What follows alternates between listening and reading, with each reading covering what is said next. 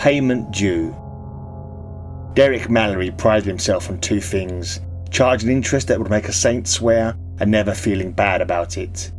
His shop sat on a greasy stretch of high street between a vape shop and Berlin fried chicken, the kind of place where the fryer oil had a smell you could lean on. His place, cash for anything, was ostensibly a pawn shop. Everyone in the neighbourhood knew the real business happened in the back room, where Derek lent money at interest rates that would make a demon blush. Derek wasn't a villain in the operatic sense. He was worse. He was petty. He took pleasure in squeezing people. He liked the way they squirmed when he tapped his calculator.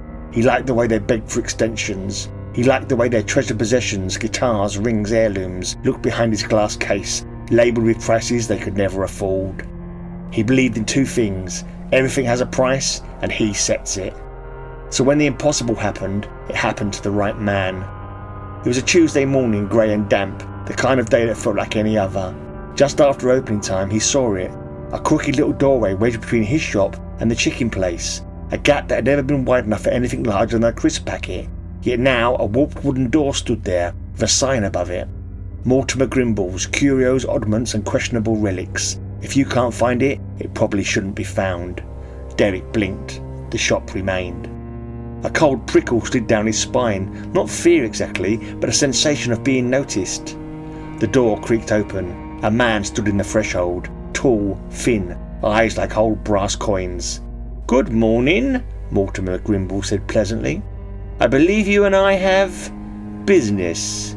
Derek scowled. "We have no business." Grimble smiled politely. "On the contrary, I have accounts to settle for you, on behalf of some of your clients." That made Derek pause. Accounts? Clients? Money? He stepped inside without another word. The shop felt claustrophobic, shelves cluttered with oddities that looked like they'd been collected from a dozen different centuries. The air smelled of old paper, liniment, and something faintly like a tomb. Derek didn't bother trying to take it in. He was here for one thing. Grimble held out a slim leather briefcase. "These accounts are due," he said. Derek snatched it. About time someone paid up. He didn't linger. He didn't ask questions. He marched straight back into his own shop, locked the office door, and set the briefcase on the desk. Inside were bundles of cash, thick, crisp, immaculate. His grin widened. Now we're talking. Each bundle was wrapped with an elastic band, a ticket tucked beneath it. He read the tickets as he unwrapped the stacks. "Mrs. Green," he muttered. "Thought she'd conked it years ago." Another ticket. "Old Patel. Didn't know he still owed me." Another. "That lad from the estate. Useless with money, that one. Needed a couple of reminders." He tossed the tickets aside and started counting. It wasn't until he stacked the first bundle that he noticed something odd. Each ticket had two numbers. Amount owed, years lost. He frowned. "What's this rubbish?" He picked up Mrs. Green's ticket. Amount owed, £312. Years lost, 4. He flipped it over. Date of death, cause of death, age. His stomach tightened. He realised now why the names had only seemed vaguely familiar. These were accounts closed because the customers had, in his words, died selfishly before paying what they owed. He grabbed another. Amount owed, £87. Years lost, 2. Another. Amount owed, £540. Years lost, 7. What were the years about, though? The room felt colder. The years lost? Were those meant to be the years these people should have lived? Was this a joke? A threat? A warning? The lights flickered. The air thickened. And then they appeared. Not violently. Not with screams or rattling chains. Just present.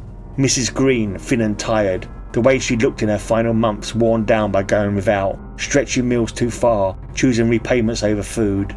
Old Patel, hand pressed to his chest, the strain of Derek's reminders etched into the lines of his face. The lad from the estate, hollow-eyed, carrying the bruises of a life pushed too hard, too young.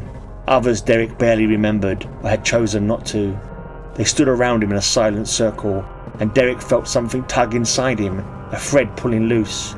His breath shortened. His hands trembled, his hair greyed, his skin thinned. He was paying back the years lost. One by one the ghosts reclaimed the time he had taken from them, the birthdays they missed, the days they went without, the nights they spent afraid of his knock on the door.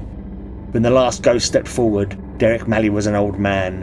When it stepped back, he was gone. Not dragged away, just spent, dust on the floor.